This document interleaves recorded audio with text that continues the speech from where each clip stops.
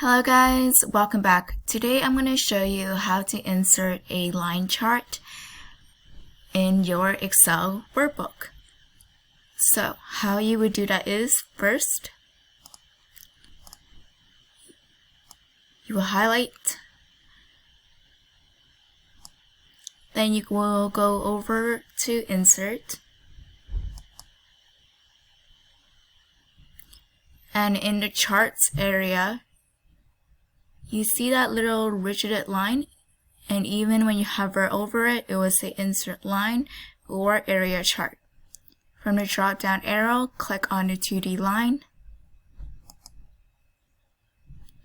And if you want to show even more of a drastic drop in sales or like in weight or whatever you want to show, as there has been a drastic drop, all you need to do is modify the axes. How you would do that is, first highlight this, or you can click on any number and the whole entire box will be highlighted. Then you do a right click. You can do format chart area. Another way you can do that is if you don't feel comfortable right clicking. Highlight any number, or you can just click on the whole entire box up there and the whole entire thing will be highlighted. Go to format, then go to size. It will pop up as well.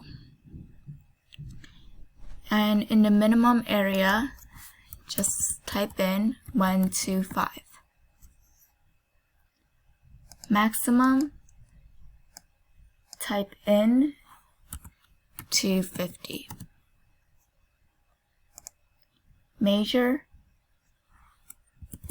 25.